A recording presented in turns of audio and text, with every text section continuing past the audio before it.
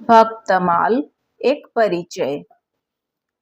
अविस्मृतिः कृष्णपदारविन्दयोः छिनोत्यभद्राणि समं तनोति च सत्त्वस्य शुद्धिं परमात्मभक्तिं ज्ञानं च विज्ञानविरागयुक्तम्।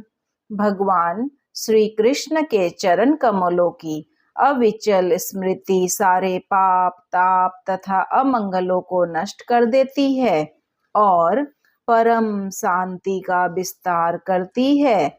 उसी के द्वारा अंततःकरण शुद्ध हो जाता है, भगवान की भक्ति प्राप्त होती है एवं पर वैराग्य से युक्त भगवान के स्वरूप का ज्ञान तथा अनुभव प्राप्त होता है। भक्तमाल महाभागवत श्री नाभादास जी महाराज जी की रचना है। जैसा कि इसके भक्तमाल नाम से ही स्पष्ट है कि यह ग्रंथ भक्तों के परम पवित्र चरित्र रूपी पुष्पों की एक परम रमणीय माला के रूप में गुम्फित है और इस सरस सौरभमयी तथा कभी भी म्लान न होने वाली सुमन मालिका को परमात्मा प्रभु श्री हरि निरंतर अपने श्री कंठ में धारण किए रहते हैं। श्री भक्तमाल में भक्तों का गुणगान है, यशोगान है और उनकी सरस लालित्यमयी लीला का विस्तार है। भगवान और भक्त का कैसा संबंध होना चाहिए, इसका निर्देशन हमें भक्तमाल ग्रंथ के श्रवण मनन और पठन से भली भांति ज्ञात हो जाता है। भक्तमाल के श्रवण मनन से शुष्क हृदय सरस हो जाता है और सरस हृदय में सदा के लिए भक्ति की लहरें आंदोलित होती रहती है। यही कारण है कि श्रीमद् भागवत कथा श्री राम कथा के प्रवक्ता आचार्यगण भक्तमाल के भक्तों का दृष्टांत देकर सांगोपांग भक्ति रसों को संपुष्ट करते हैं। भगवत प्राप्ति के संसाधनों में भगवान के मंगलमय पावन नाम के कीर्तन, उनके दिव्य रूप के चिंतन और उनकी ऐश्वर्यमयी माधुर्यमयी मनोरम लीलाओं के गान तथा चरित्र श्रवण की जितनी महिमा है, उससे भी कहीं अधिक महिमा भगवान के अनन्य प्रेमी भक्तों की पवित्र गाथाओं के पठन श्रवण और मनन की है। भगवान ही जब भक्तों की महिमा का मुक्त कंठ से गान करते हैं, तो ऐसे सौभाग्यशाली भक्तों की महिमा की क्या सीमा। इतना भी नहीं, भगवान स्वयं कहते हैं कि मैं भक्त जनों के पीछे पीछे यह सोचकर निरंतर विचरण किया करता हूँ कि उनके चरणों की पवित्र धूलि राशि उड़कर मेरे ऊपर पड़ जाए और मैं पवित्र हो जाऊं। अनुव्रजाम्यहं नित्यं पुयेत्यंघ्रिरेणुभिः। वास्तव में भगवान और उनके भक्त में भेद का अभाव है। तस्मिंस्तज्जने भेदभावत्। इसीलिए भगवान का कथन है कि मेरा भक्त संपूर्ण लोकों को पावन बना देता है। मद्भक्ति युक्तो भुवनम पुनाति। भागवत प्राप्ति के जितने भी मार्ग शास्त्रों में है निरूपित है, उनमें भक्ति मार्ग को सर्वोत्तम तथा सहज मार्ग बताया गया है। भगवान कहते हैं कि संपूर्ण योगियों में भी जो श्रद्धावान योगी मुझ में लगे हुए अंतर आत्मा से मुझको निरंतर भजता है, वह योगी मुझे परम श्रेष्ठ मान्य है। श्रद्धावान भजते यो माम समे युक्तो तमामताः। भक्तों और उनकी भक्ति का मार्ग सबके लिए कल्याणकारी है। भगवान के प्रिय भक्तों की पुनीत गाथाएं अनादिकाल से विश्व के इतिहास में गाई जा रही है और अनंतता काल तक गाई जाती रहेगी। ऐसे भक्तों का नाम स्मरण, उनके चरित्रों का मनन, उनके उपदेशों का पालन और उनकी भगवत प्रेम विषयक रहनी करनी का अनुसरण करने से अंतःकरण पवित्र हो जाता है और भगवत चरणार बिंदों में सहज ही अनुदीन वर्धमान अनुराग उत्पन्न हो जाता है। भक्त गाथाएं सदा ही नवीन है, मंगलमय है, कल्याणमय है, सदा सेवनीय और परम शांति प्रदान करने वाली है। भगवान में अंततः गुण है और उनके प्रेमी भक्तों में भी अपार गुण है। उन गुणों का जो चिंतन और स्मरण करता है, उस व्यक्ति को स्वाभाविक रूप से गुण प्राप्त हो जाते हैं। अपने जीवन को उज्जवल सद्गुणों से युक्त तथा भक्तिमय बनाने के लिए भक्तों के चरित्र रूपी सुधा सिंधु में अवगाहन करना चाहिए। भगवत प्राप्ति के लिए साधन करने वालों को भक्तों के चरित्रों के पठन, श्रवण और मनन करने से बहुत लाभ होता है।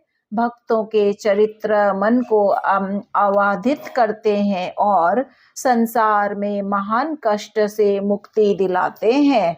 जब से भगवान है तभी से उनके भक्त है और जब से भगवान की कथा है तभी से भक्तों की कथा का शुभारंभ है। अकेले भगवान की कोई लीला भी बन नहीं सकती। भक्त भगवान के लीला सहचर है। इस प्रकार यह सिद्ध है कि जिस प्रकार भगवान और उनकी कथा अनादि है, उसी प्रकार भक्त और उनकी कथा भी अनादि है। भक्त और भगवान का नित्य साहचर्य है। यह बड़ी विलक्षण बात है कि स्वयं परमात्मा प्रभु जब शिव रूप धारण करते हैं तो वे राम रूप के भक्त बन जाते हैं, तो कभी राम रूप में शिव की उपासना करने लगते हैं। एक ही प्रभु भक्त की भावना के अनुसार अनेक रूपों में होकर उनके इष्ट का रूप धारण कर परस्पर एक दूसरे के भक्त बन जाते हैं और एक दूसरे को वर भी प्रदान करते हैं। भगवान की यह लीला भक्तों को आह्लादित करने के लिए रहती है। यद्यपि वेदों, पुराणों आदि सत्य शास्त्रों में भक्त और भगवान के चरित्र बड़े ही मनोरम रूप में वर्णित है और अनेक भक्त कवियों ने स्वतंत्र रूप से भी संस्कृत आदि भाषाओं में भक्तों के मनोरम चरित्र प्रस्तुत किए हैं, तथापि श्री नाभादास जी के भक्तमाल में जिन जिन भक्तों की कथा आई है वह बड़ी ही सरस, कल्याणकारिणी और मन को आनंदित करने वाली है। भक्तमाल सामान्य रचना नहीं है, अपितु यह एक आशीर्वादात्मक ग्रंथ है। तपस्वी, सिद्ध एवं महान संत की अहेतु की कृपा और आशीर्वाद से इस ग्रंथ का प्राकट्य हुआ है, इसीलिए इसकी इतनी महिमा है। भक्तमाल के प्राकट्य की रोचक कथा। भक्तमाल भक्ति साहित्य का अनूठा अनमोल रत्न है। इसकी यह विशेष बात है कि यह भक्तों को अति प्रिय होने के साथ साथ ही भगवान को भी परम प्रिय है। संतों की तो यह भी धारणा है कि भगवान अपने नित्य धाम में भक्तमाल का सदा स्वाध्याय करते हैं। श्री भक्तमाल के प्रधान श्रोता भगवान ही है। जैसे भक्तों को भगवान का चरित्र अति प्रिय है, वैसे ही भगवान को भी भक्तों का चरित्र परम प्रिय है। सत्य तो यह है कि भगवान अपने से अधिक भक्तों को आदर देते हैं। मोते संत अधिक करी लेखा, भावुक भक्तों की मान्यता है कि भगवान से भी अधिक महिमा उनके भक्तों की है। मोरे मन प्रभु अस विश्वासा, राम ते अधिक राम कर दासा। भक्तमाल के सबसे प्राचीन टीकाकार श्री प्रियादास जी भक्तमाल ग्रंथ का प्राकट्य कैसे हुआ, इसे बताते हुए कहते हैं कि एक बार की बात है, श्री नाभादास जी के पूज्य गुरुवर श्री अग्रदास जी महाराज भगवान श्री सीताराम जी की मानसी उपासना में लीन थे और उनके शिष्य श्री नाभादास जी धीरे धीरे उनको पंखा झल रहे थे। उसी समय अग्रदास जी का एक शिष्य जहाज द्वारा समुद्र की यात्रा कर रहा था। उसका जहाज एकाएक संकट भंवर में फंस गया और रुक गया। उस समय उस संकट से मुक्त करने के लिए शिष्य ने अपने गुरुजी श्री अग्रदास जी का स्मरण किया, ध्यान किया। उसका फल यह हुआ कि गुरुजी का ध्यान भी शिष्य की ओर गया और उनकी मानसी आराधना का ध्यान टूट गया। विलक्षण बात यह हुई कि इस ध्यान भंग की बात नाभाजी भी समझ गए। तब उन्होंने अपने पंखे की वायु के झोंके से रुके हुए जहाज को भंवर संकट से पार कर दिया। जहाज समुद्र में यथावत चल पड़ा। तब नाभाजी गुरुजी से बोले, गुरुदेव, वह जहाज पुनः चल पड़ा है, अतः आप पहले के ही समान भगवान के ध्यान में लग जाइए। यह सुनकर अग्रदेव जी ने आंखें खोली और कहा, कौन बोला? नाभाजी ने हाथ जोड़कर कहा, वही आपका दास जिसे आपने अपना प्रसाद देकर पाला है। नाभाजी की इस बात को सुनकर अग्रदास जी को आश्चर्य का ठिकाना न रहा और वे मन ही मन सोचने लगे कि ओहो, इसकी ऐसी ऊंची स्थिति हो गई कि यह मेरी मानसी सेवा तक पहुंच गया है। आश्चर्य है कि इसने यहाँ बैठे बैठे ही दूर स्थित समुद्र में होने वाली घटना का प्रत्यक्ष कर लिया और यहीं से जहाज की रक्षा कर ली। फिर विचार करते ही उनके मन में बड़ी प्रसन्नता हुई। वे यह जान गए कि संतों की सेवा तथा उनसे प्राप्त प्रसाद भक्षण की ही यह महिमा है। इसी से इसे ऐसी दिव्य दृष्टि प्राप्त हो गई है। तब श्री अग्रदास जी ने नाभाजी को आज्ञा देते हुए कहा, यह भई तो पे साधु कृपा उन्हीं को रूप गुण कहो ही ये भाव को। वत्स, तुम्हारे ऊपर यह साधुओं की कृपा हुई है। अब तुम उन्हीं साधु संतों के गुण स्वरूप तथा उनके हृदय के भावों का गान करो। गुरुदेव की इस आज्ञा को सुनकर नाभादास जी ने हाथ जोड़कर कहा, प्रभु, मैं भगवान श्री राम, भगवान श्री कृष्ण के चरित्रों को कुछ गा भी सकता हूँ, किंतु भक्तों के चरित्रों का आदि अंत पाना तो बड़ा कठिन है। भला मैं भक्ति के रहस्य को कैसे समझ सकता हूँ? तब अग्रदास जी बड़े प्रेम से उन्हें समझाते हुए बोले, जिन्होंने तुम्हें मेरी मानसी सेवा में प्रवेश कराया, जिन्होंने तुम्हें समुद्र में जहाज को दिखाया, जिन्होंने यहीं से पंखे की हवा से जहाज को आगे बढ़ा दिया, वे ही भगवान तुम्हारे हृदय में प्रविष्ट होकर भक्तों के तथा अपने भी सब रहस्यों को खोलकर बता देंगे। कही समुझाई बोई हृदय आई, कहई सब जिन लई, दिखाए दई सागर नो में नाव को। गुरुदेव ने नाभादास जी की आशंका को दूर कर दिया।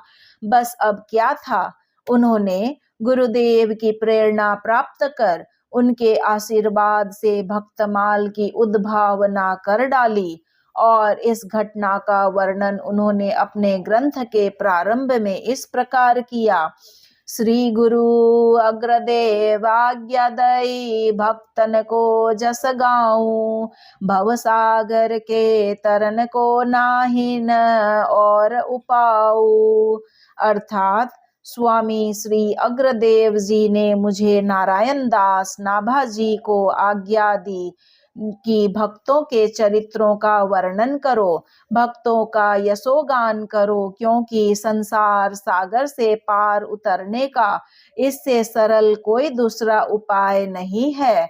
इस पद में श्री नाभा जी ने अपने श्री गुरुदेव का नाम निर्देश किया है और ग्रंथ रचना का हेतु बताया है। भक्त और भगवान में श्री अग्रदास जी ने केवल भक्तों के यशोगान की आज्ञा दी है, कारण कि भक्त में भक्ति, भगवान और गुरुदेव सबका भाव निहित रहता है। श्री नाभादास जी ने भक्तमाल ग्रंथ का प्रारंभ मंगलाचरण के रूप में निम्न दोहे से किया है। भक्त भक्ति भगवंत गुरु चतुर, नाम बपू एक, इनके पद वंदन किए नासत विघ्न अनेक। अर्थात भगवत भक्ति, भगवान और गुरु कहने को तो ये चार है, किंतु वास्तव में इनका स्वरूप एक ही है। इनके चरणों में नमस्कार करने से समस्त विघ्नों का नाश हो जाता है। मंगलाचरण का यह दोहा ही भक्तमाल ग्रंथ का सर्वस्वार सार है और इसी दोहे की भक्ति पर भक्तमाल रूपी ग्रंथ स्थित है। जैसे गाय के थन देखने में चार है, लेकिन चारों के अंदर एक ही समान दूध भरा रहता है, वैसे ही भक्त, भक्ति, भगवान और गुरु ये चार अलग अलग दिखाई देने पर भी सर्वदा सर्वथा अभिन्न है। चारों में से एक से प्रेम हो जाने पर तीनों स्वतः प्राप्त हो जाते हैं। इस दोहे में भक्त शब्द का प्रारंभ में प्रयोग होने से भक्तमाल में भक्त की प्रधानता नाभादास जी ने दिखाई है। जैसे माला में चार वस्तुएं मुख्य होती है, मणियां, सूत्र, सुमेरु और फुदना, गुच्छा, वैसे ही भक्तमाल में भक्तजन मणि है, भक्ति है सूत्र जिसमें मणियां पिरोई जाती है, माला के ऊपर जो सुमेरु होता है वह है गुरुदेव और सुमेरु का जो गांठ रूपी गुच्छा फुंदना है वह है भगवान। जिस प्रकार माला में मणि की विशेषता पर माला का नामकरण होता है, यथा रुद्राक्ष माला, तुलसी माला आदि, वैसे ही भक्तों की माला होने से इस ग्रंथ का नाम पड़ा भक्तमाल। इस प्रकार प्रारंभ में श्री नाभादास जी ने चार दोहे में मंगलाचरण करके आगे छप्य छंदों में भक्तों के चरित्रों की सुंदर महिमा गाई है। पूरा ग्रंथ छप्य और दोहे में उपनिबद्ध है। इस प्रकार भक्तमाल ग्रंथ भक्ति साहित्य का एक विलक्षण काव्य है। नाभादास जी कहते हैं कि भगवत भक्तों के गुण भगवत भक्तों के गुण और चरित्र का वर्णन करने से इस संसार में कीर्ति और सभी प्रकार के कल्याणों की प्राप्ति होती है। आधि भौतिक, आधि दैविक, आध्यात्मिक तीनों तापों का नाश हो जाता है तथा हृदय में अटल रूप से भगवान का वास हो जाता है। जग की रति मंगल उदय तीनौ तापनाशय, हरिजन को गुण वर्णते हरि रिद्धि अटल बसाय। पुनः वे जीवों को सावधान करते हुए कहते हैं, यदि भगवान को प्राप्त करने की आशा है तो भक्तों के गुणों को गाइए, निसंदेह भगवत प्राप्ति हो जाएगी।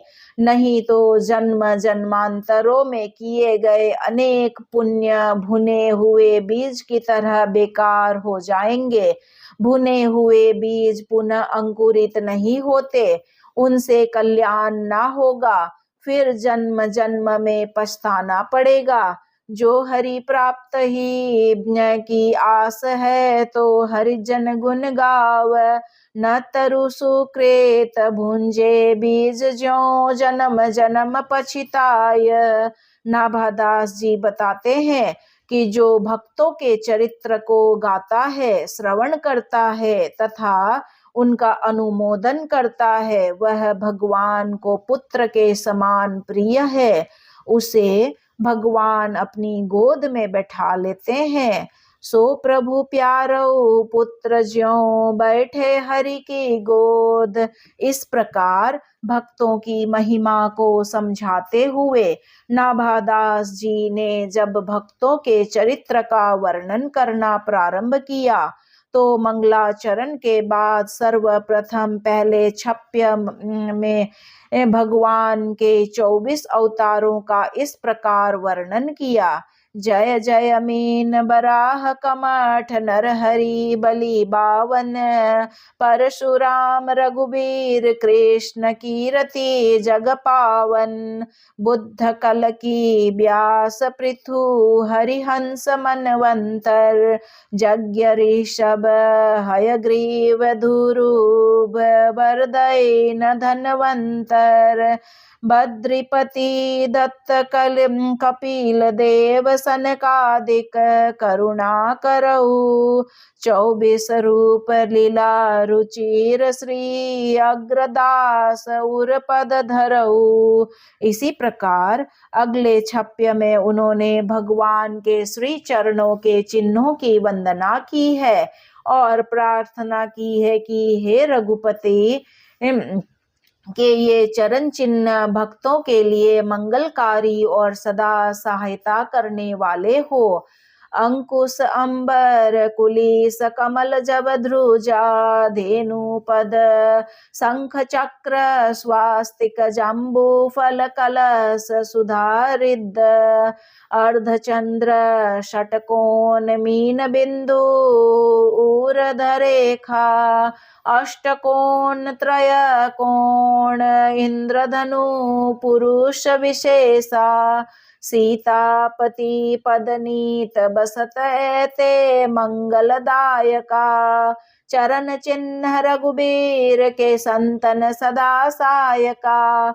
अगले छप्य में जिन 12 महाभागवत भक्तों का स्मरण किया है उनके नाम इस प्रकार है। श्री ब्रह्मा जी, देवर्षि नारद जी, श्री शंकर जी, श्री सनकादिक, श्री कपिल देव जी, श्री स्वयंभुव मुनि मनु जी, श्री प्रहलाद जी, श्री सुखदेव जी तथा श्री धर्मराज जी। इसके बाद छप्य में भगवान नारायण के विश्वक्सेन, जय, विजय, प्रबल, बल, नंद, सुनंद, सुभद्र आदि 16 पार्षदों का उल्लेख हुआ है। तदंतर जिन भक्तों का उल्लेख हुआ है उन्हें नाभाजी ने हरि वल्लभ नाम दिया है और उसके अंतर्गत लक्ष्मी, गरुड़, सुनंद, हनुमान, जाम्बवान, सुग्रीव, विभीषण, जटायु, ध्रुव, अम्बरीश, विदुर, अक्रूर,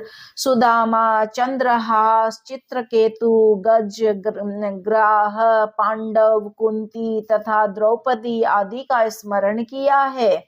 आगे के छप्य संख्या 10 में 9 यज्ञेश्वरों, श्रुतिदेव, मुचुकुंद, प्रियव्रत, पृथु, परीक्षित, सूत, सौनकादि ऋषि, मनुपत्नी शतरूपा, कदर्म पत्नी देवहूति, सुनीति जी, दक्ष कन्या सती जी, देवी मदालसा, वज्र ब्रज गोपियां आदि का उल्लेख है। पुनः आगे के छप्यों में 27 छप्य तक प्राचीन बरही, सत्यव्रत, रहुगण, सगर, भगीरथ, महर्षि वाल्मीकि, रुक्मांगद, हरिश्चंद्र, भरत, दधीचि, सुधन्वा, सीबी, बलिपत्नी,